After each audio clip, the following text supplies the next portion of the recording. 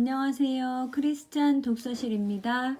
오늘은 로리 베스 존스의 주식회사 예수 두 번째 시간입니다. 예수님은 너희도 할 수 있다라고 말씀하셨다. 하나님으로서는 다 하실 수 있느니라.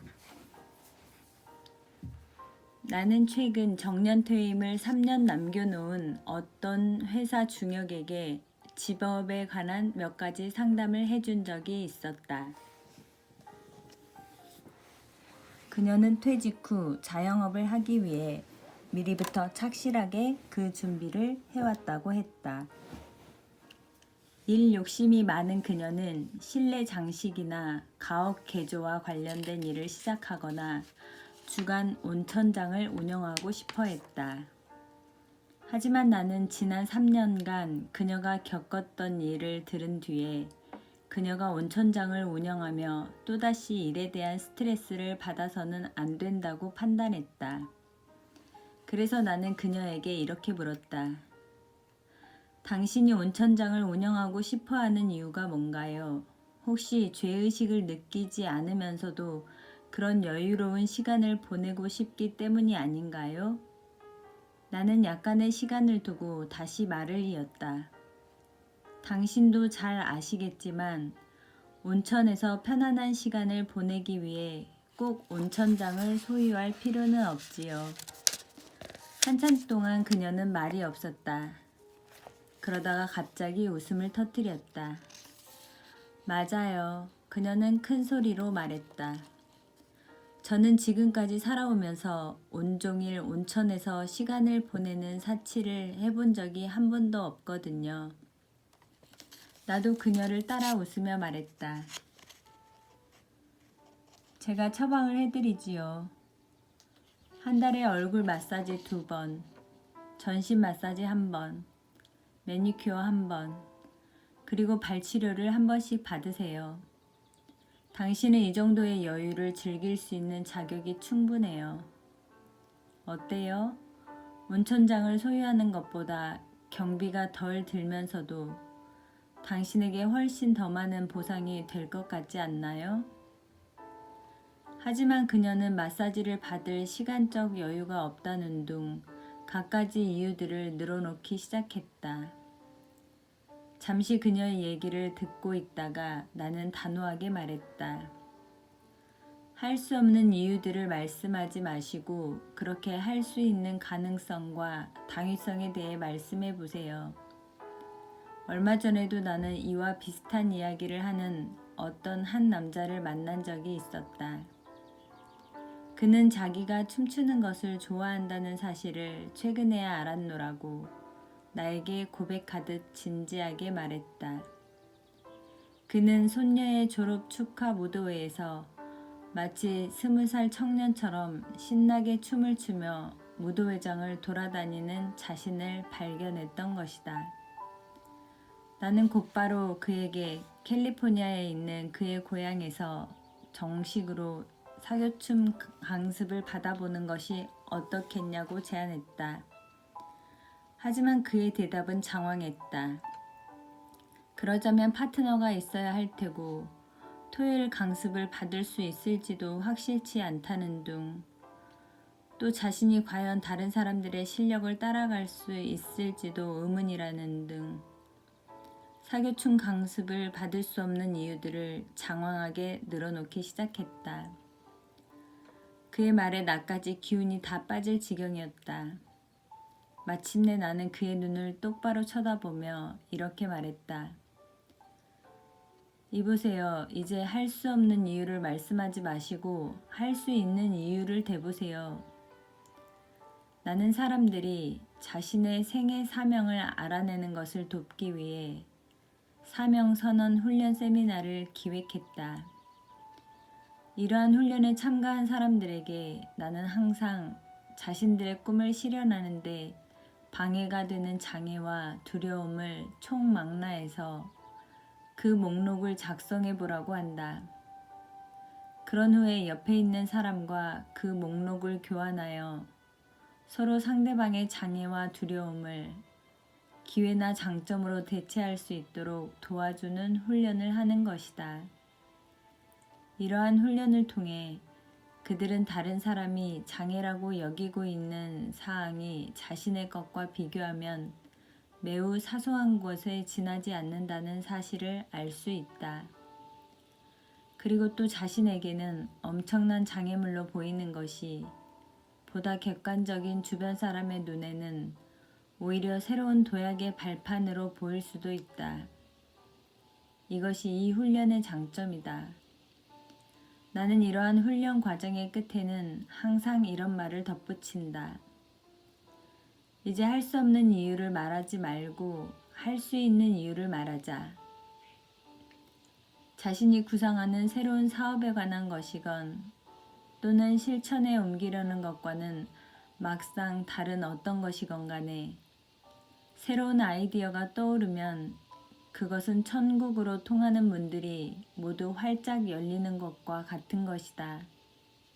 하지만 그 순간 곧바로 이런 이유 때문에 나는 할 수 없어 라고 하는 장애물과도 같은 작은 벽돌들이 하나씩 쌓이기 시작하면 자신의 꿈을 실현하는 길은 금세 막혀버리고 만다.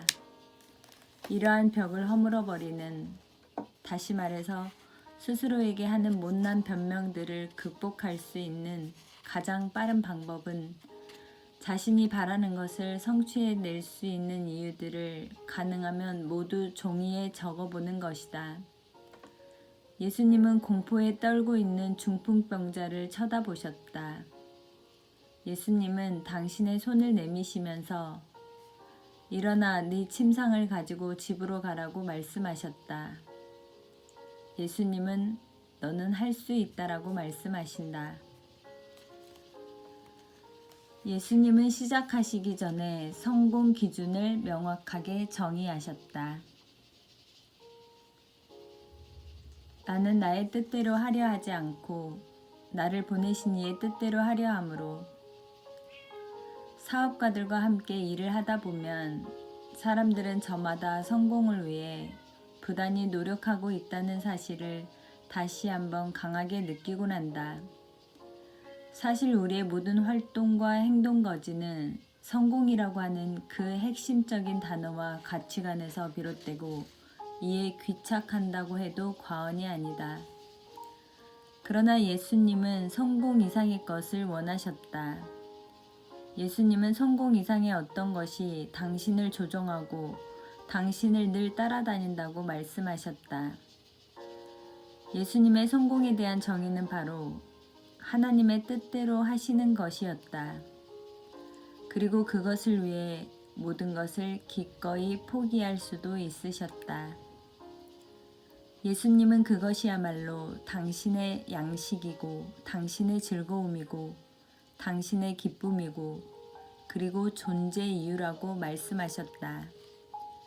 예수님은 뭔가를 새로 시작하시기 전에 당신 자신의 성공 기준을 명확하게 정의하셨다. 우리가 만약 진정한 성공의 모습을 확실하게 정의해두지 않는다면 나중에 스스로가 성공에 도달했는지 여부를 어떻게 알 수 있겠는가? 키 크고 미남인 윌리엄은 매사에 자신만만한 사람이다. 그는 유럽의 큰 무역회사와 고향에 있는 대학에서 동시에 스카우트 제의를 받았다. 이 둘 중 윌리엄은 무역회사의 제의에 솔깃했지만 그 일의 특성상 집을 떠나 해외로 잦은 출장을 가야 한다는 사실이 마음에 걸려 결정을 하지 못하고 있었다. 어느 날 밤 나는 그와 함께 저녁 식사를 하면서 그가 이 문제로 심각하게 고민하고 있다는 사실을 알게 되었다. 그는 아내와 이혼 수속 중이었다. 결혼한 지 불과 5년밖에 안 되었고 4살짜리 아들이 하나 있었지만 윌리엄의 부정을 포함한 몇 가지 문제로 인해 그들은 별거 중이었던 것이다. 그의 아내인 사라도 이름난 컨설턴트였다. 둘은 평소에 각자의 직장에서 할 일이 많은 데다가 출장도 잦았기 때문에 원만한 가정생활을 유지한다는 것이 쉬운 일은 아니었다. 아마도 그것이 윌리엄이 겪고 있는 고통의 실마리였던 것 같다. 생각이 이쯤에 미쳤을 때 윌리엄은 나에게 새로운 사실을 하나 털어놓았다.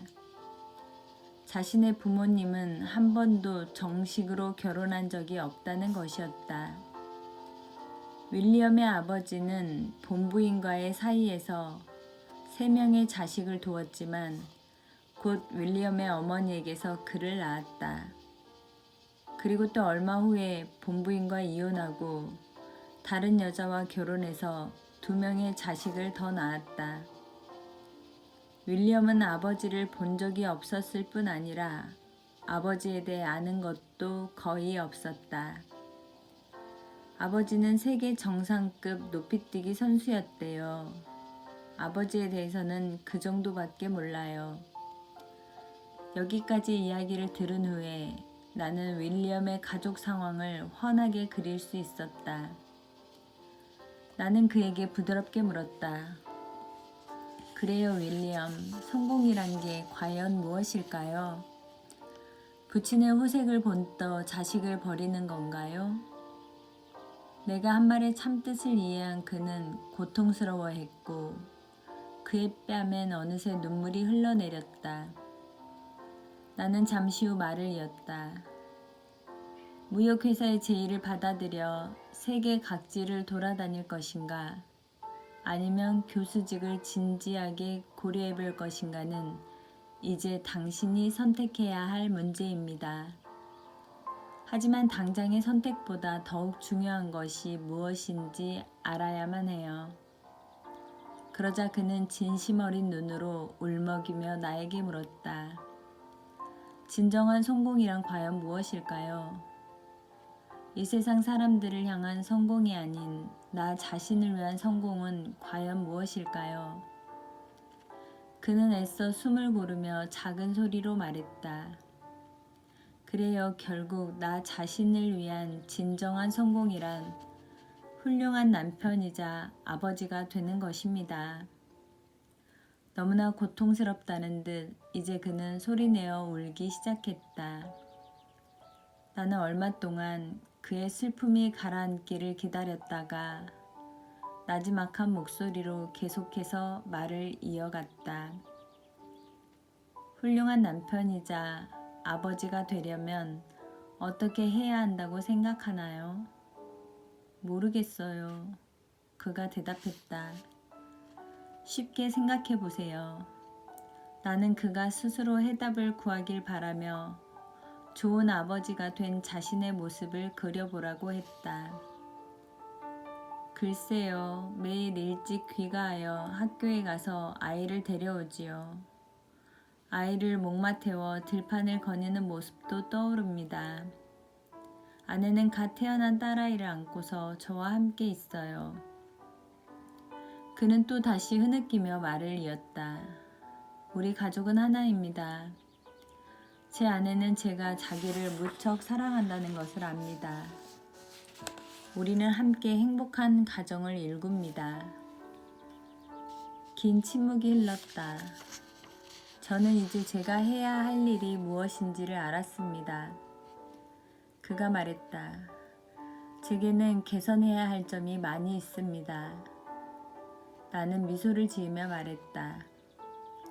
하나님의 도움으로 당신은 좋은 방향으로 변화할 수 있을 겁니다. 물론 매우 힘이 드는 일일 거예요. 아프리카에서 컨설턴트 사업을 하는 것보다 더 어려울까요? 그가 물었다. 물론 그보다 더 어려울 수도 있지요. 어쩌면 나는 윌리엄을 2번 다시 못 볼지도 모른다.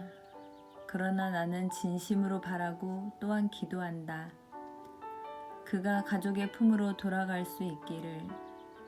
그가 만약 교수가 된다면 그는 자신이 직접 체험하여 얻은 교훈을 학생들에게 전할 것이다. 그가 어떠한 선택을 하더라도 이제 그의 선택은 진정한 성공을 정의하는 그 자신만의 생각에 따를 것이다. 예수님은 돈 때문에 일하지 않으셨다. 썩을 양식을 위하여 일하지 말고 영생하도록 있는 양식을 위하여 하라.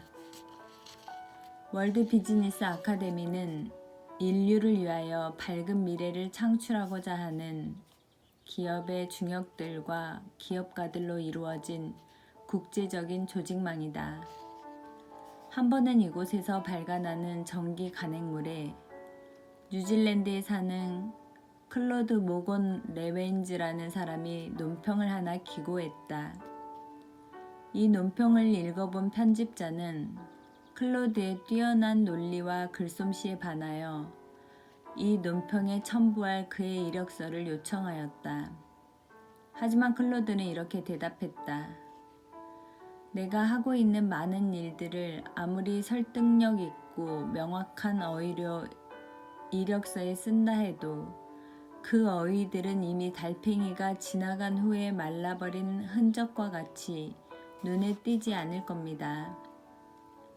사실 그의 이력은 모험적 기업가, 컴퓨터 소프트웨어 회사 설립자, 지방정부 조언자, 고전 연구를 위한 대학원 설립자, 촌락 공동체 설계자, 환경 친화적 주택 원형 설계자, 예술 후원자, 그리고 47세 퇴직자에 이르기까지 다채롭기 그지없었다. 어떻게 이처럼 많은 일을 하면서 또한 많은 돈을 벌었느냐는 물음에 대한 그의 대답은 매우 흥미롭다. 저는 스스로 활기에 넘쳐 몰두할 수 있는 분야를 선택하여 신나게 일합니다. 그렇게 하면 5년 동안 일해야 벌 수 있는 수입을 일주일 안에 벌 수도 있죠. 하지만 그러한 좋은 결과가 있으리라는 것을 미리 알고 하는 건 아닙니다. 현재 저에게는 기대할 만한 상속 재산이 있는 것도 아니지만 생계에 대한 걱정은 없습니다. 게다가 시종일관 엄청난 에너지를 발산하며 즐거운 마음으로 일하기 때문에 재정적으로도 꽤 안정된 삶을 살아가고 있죠. 그렇습니다. 저는 열심히 일하지만 단지 돈 때문에 일을 하지는 않습니다. 돈은 제가 노력한 끝에 우연히 얻어지는 부산물일 뿐입니다. 물론 저도 몇 차례의 파산을 겪었고 또한 로드섬 해안에서 한겨울을 나야 했던 시절, 집안의 난방을 위해 땔감을 찾아 돌아다녀야 했던 어려운 시절도 있었습니다. 하지만 그 어떤 상황에서도 제게는 그 어려운 순간들을 이겨낼 수 있는 희망이 있었고 여전히 제가 진정으로 사랑하며 즐거운 마음으로 임할 수 있는 일이 있었기 때문에 또다시 일어설 수 있었습니다. 나는 클로드가 영적 기업가가 되기 위한 필수 조건 가운데 중요한 한 가지를 단 몇 마디로 명쾌하게 표현하는 것을 보고 매우 기뻤다. 그렇다, 영적 기업가들은 단지 돈을 벌 목적으로 일하지는 않는다. 그보다는 자기 자신의 관심과 흥미를 끄는 분야에 엄청난 양의 에너지를 기꺼이 발산한다. 그렇게 하면 신기하리 많지 돈이란 것은 자연스레 그 부산물로 생기기 마련이다. 슬로운 매니지먼트 리뷰에 따르면 돈은 오늘날의 노동자들에게 있어서 더 이상 첫 번째 목표가 아니라고 한다. 또 이안 미트로프와 엘리자베스 덴토는 최근 발표한 논문에서 사람들은 자기 자신에게 어떤 의미와 동기를 부여해주는 직업의 요건에 대해 아래와 같은 응답을 했다고 밝혔다. 가장 많은 응답을 보인 순서대로 나열하면 다음과 같다. 1. 자신들의 잠재력을 충분히 실현할 수 있는 가능성. 2. 윤리와 도덕을 중시하는 조직체와 관련을 맺는 것. 3. 관심과 적성. 4. 돈벌이. 5. 훌륭한 동료와 함께하는 것. 인류애의 봉사. 6. 미래 세대들을 위한 봉사. 7. 자신들이 거주하는 공동체의 봉사. 예수님은 만약 우리가 제일 먼저 하나님의 왕국을 구한다면 그 밖의 모든 것은 저절로 우리를 따라온다고 거듭 말씀하셨다. 하나님의 왕국은 모든 사람들을 과거에 저지른 죄악에서 구원하고 자유롭게 함은 물론 누구든지 자신이 진실로 원하는 것을 하도록 하여 다른 사람들을 도와주고 자신도 또한 도움받게 한다. 당신의 일이 특별한 의미를 지닌다는 것은 참으로 금전보다 더욱 중요한 것이다. 최근 트렌드라는 월간지에 실린 한 기사에 따르면 오늘날 졸부들 가운데 많은 사람들은 자신들의 이웃과 자녀, 배우자, 그리고 심지어 자기 자신과도 불화를 겪고 있다고 한다. 많은 돈이 그만큼의 성공과 행복을 보장해 주는 것은 아니다. 잠언 13장 11절에는 망령되이 얻은 재물은 줄어가고 라고 기록되어 있다. 아무것도 할 일이 없는 상태에서 누리는 사치는 오히려 사람들을 비참하게 만들곤 한다. 우리는 어떠한 의미를 발견하기 위해 일을 할 필요가 없으며 영적 기업가란 스스로 지상에서 가장 의미 있는 일을 찾아내는 사람들이다. 예수님이 이렇게 말씀하셨다. 나의 음식은 나를 보내신 하나님의 뜻을 실현하기 위한 것이니라. 우리는 우리의 의지와 우리의 사업과 우리의 재능을 하나님의 의지와 사업과 나란히 놓을 때 행복과 즐거움을 느낀다. 그때 비로소 우리는 들판에 흐트러지게 핀 백합과 같이 일상의 긴장으로부터 자유로울 수 있고 솔로몬의 의복보다 더 아름다운 옷을 입을 수 있으며 하나님의 은행 계좌가 곧 우리의 것이라는 것을 알 수 있을 것이다. 예수님은 금전적인 이유로 일하지는 않으셨다. 예수님은 내부의 사람이셨다. 말씀이 육신이 되어 우리 가운데 거하심에 예수님은 세계적으로 너무나 유명하시기 때문에 사람들은 예수님이 세인들의 눈에 띄지 않은 적도 있었다는 사실을 쉽게 잊곤 한다. 예수님은 궁중과 쉽게 어울리셨다. 비록 천국에서 내려오셨지만 하나님은 예수님을 마을의 한 부분으로, 여러 인종들 가운데 한 부류로, 지역의 한 부분으로, 문화의 한 부분으로서 이 세상과 융합하도록 하셨다. 나사렛 출신 마리아와 요셉의 아들, 보통 키에 보통 체격을 한 남성, 직업은 목수, 주소는 올리브 7번가. 다시 말해서 예수님은 신성을 지닌 존재이면서 동시에 어떤 한 시대와 주민, 관습, 취향 등으로 이루어진 거대한 체제의 한 부분에 속하셨던 분이기에 내부의 사람이셨다. 예수님은 이 세상에 계신 동안에는 이러한 체제에 완전히 융합되셨다. 당신은 어쩌면 기업의 일개 직원으로 일하고 있을 뿐만 아니라 개인 사업을 시작할 마음도 없기 때문에 영적 기업가가 될 수 없다고 생각할지도 모르겠다. 하지만 그렇지 않다. 당신은 여전히 당신이 속해 있는 공동체를 얼마든지 변화시킬 수 있다. 실제로 기업가가 아닌 일반 직장인들이 주축이 되어 대기업에서 영적인 관심을 불러일으키도록 전국적인 변화를 주도하기로 했다.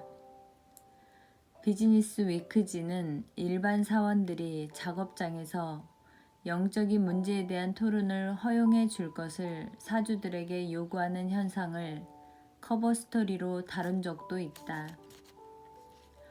오늘날 많은 직장인들은 점심시간에 일정한 모임을 갖고 자신들이 읽은 책에 대해 토론을 벌이거나 자신들의 신앙에 대해 더욱 깊이 있는 공부를 하고 있다. 그 중에는 직접 내 사무실로 찾아와 내가 쓴 최고 경영자 예수에 대한 토론을 벌이고 있다고 말하는 직장인들도 있었다.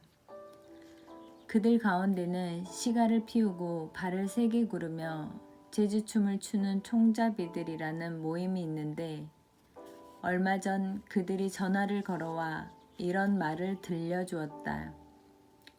최근 저는 한 국경 순찰대원에게 입국사증이 없는 외국인들을 국경 너머로 추방하기 전에 이들에게 음식을 먹여야 한다고 주장한 적이 있었습니다. 그들은 대부분 여러 날 동안 힘겹게 사막을 걸어온 사람들인데다가 그들 중에는 여성과 어린 아이들도 있었습니다. 굶주림과 갈증으로 시달린 그들을 그대로 차에 실어 보낼 수는 없다는 게 제 생각이었습니다. 하지만 그런 저는 징계를 당해야만 했습니다. 그의 말에 따르면 자기는 최고 경영자 예수를 읽고 있었는데 이제 용기를 얻어 자신의 양심에 따라 행동했다는 것이었다. 더 나아가 그는 자신의 징계처사에 굴하지 않고 이 책을 자신의 상급자들에게 선물로 보내기도 했다. 그는 영적 기업가와 같이 행동하는 진실한 내부자로서 자신의 신념과 업무를 일치시킨 사람이었다. 한편 세계은행의 부총재인 리처드 바레트는 직장에서의 영적인 문제를 토의하기 위해 몇몇 친구들과 함께 모임을 하나 만들었다. 하지만 금융기관이란 것이 어쩐지 정신적인 차원의 보다 커다란 의미를 추구하는 사람들의 모임 장소로는 잘 어울리는 것 같질 않아 보인다. 그렇지 않은가? 그러나 다시 한번 곰곰이 생각해보니 이보다 더 나은 곳이 어디 있을까 싶은 생각도 든다.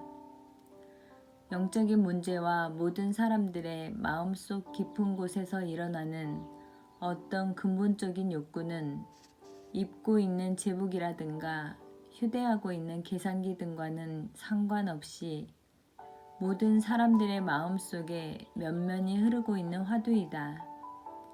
삶의 깊은 의미를 추구하는 일은 언제 어느 곳에서든 시작할 수 있다.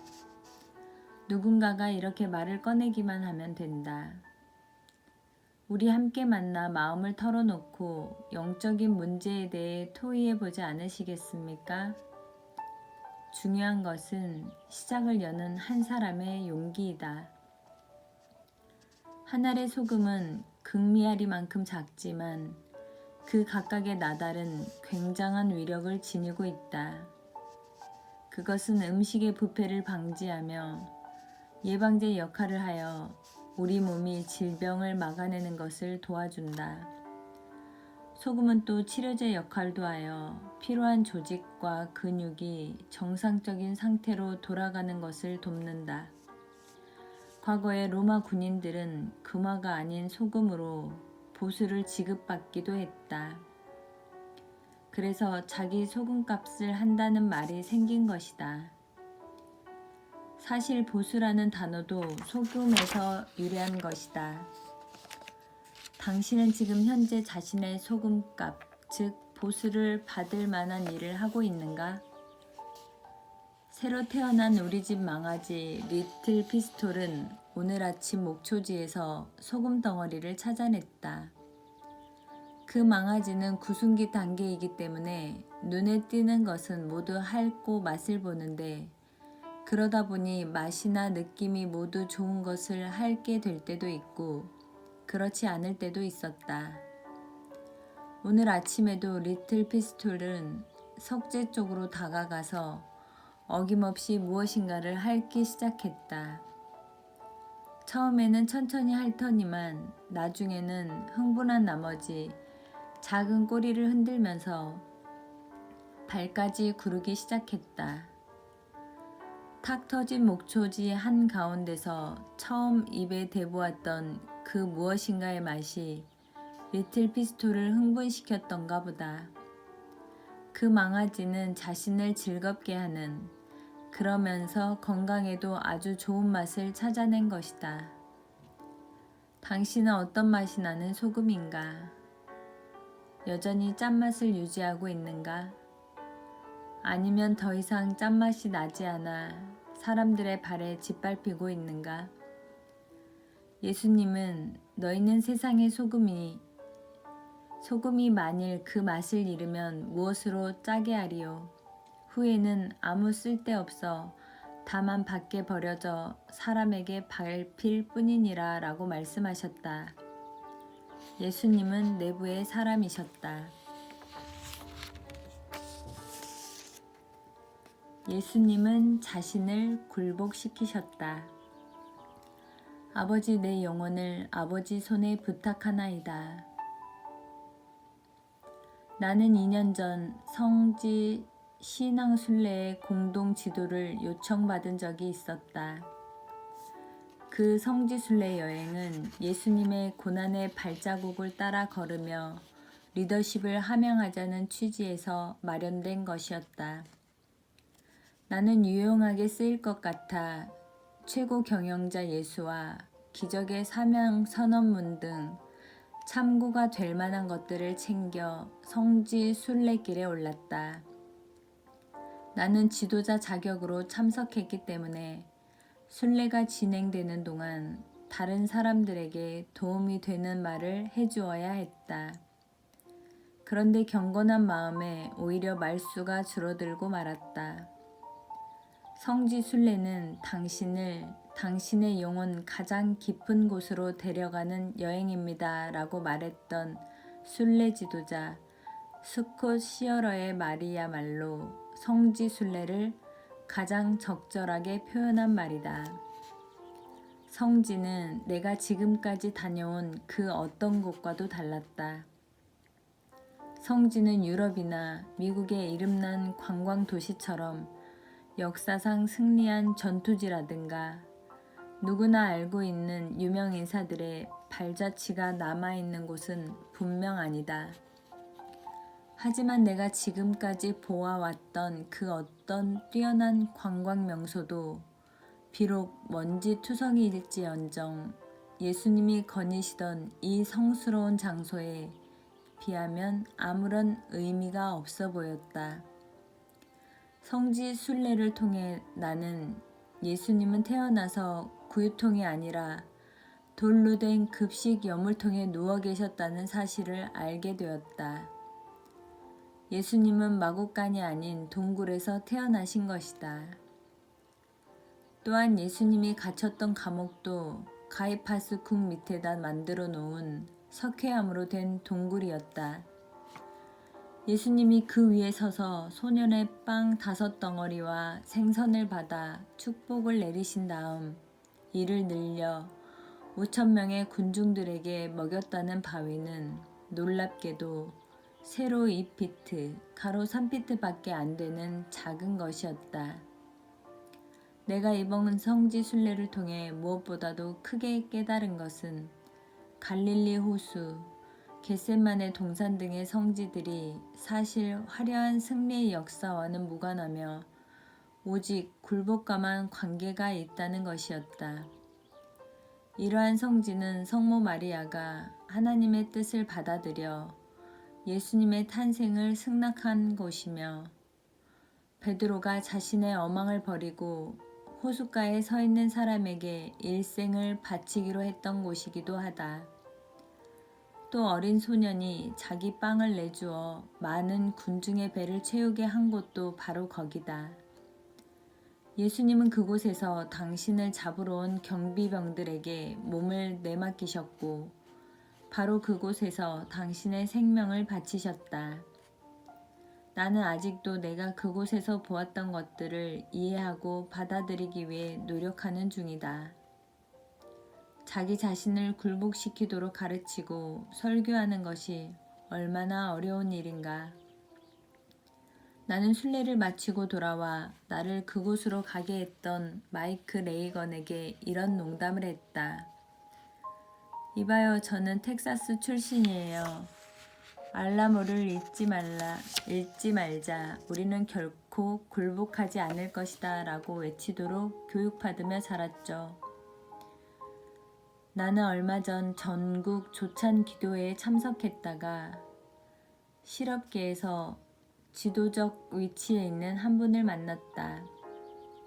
그는 이전에 자신이 성장시킨 회사의 회장으로 있다가 사퇴하였으나 이사회의 각별한 요청으로 우리가 만난 그날 다시 회장직을 맡게 되었다. 우리가 잠시 단둘만 있게 되었을 때 그는 나의 성지순례에 대해 물어보았다. 그래서 나는 그에게 그 순례를 통해 깨달은 바를 말해주었다. 영광에 이르는 오직 한 길은 단념하고 포기하는 데 있다고. 샌드위치를 먹고 있던 그는 잠시 고개를 숙이며 뭔가 생각하는 듯 했다. 당신의 그 말을 좀 더 일찍 들었어야 하는 건데. 그가 말했다. 방금 전에 있던 이사회 회의에서 나는 우리가 경쟁사의 급소 한가운데를 파고 들어가야 한다고 말했거든요. 그는 스스로를 질책하듯 이렇게 말하고는 미소를 지었다. 대체 우리는 앞으로도 얼마나 더 배워야 하는 걸까요? 우리가 어떻게 해야 단념하는 것을 사업 계획에 반영시킬 수 있을까? 나는 매일 이 문제와 씨름한다. 나는 분명히 우리가 단념을 통해서 더 큰 승리를 맛볼 수 있다고 확신한다. 그리고 그것이야말로 영적 기업가의 아이러니인지도 모르겠다. 우리는 목적지에 이르는 길을 모른다고 시인할 때만 그곳에 도착하게 된다. 예수님은 내 영혼을 아버지 손에 부탁하나이다 라고 말씀하셨다. 예수님은 자신을 굴복시키셨다. 감사합니다.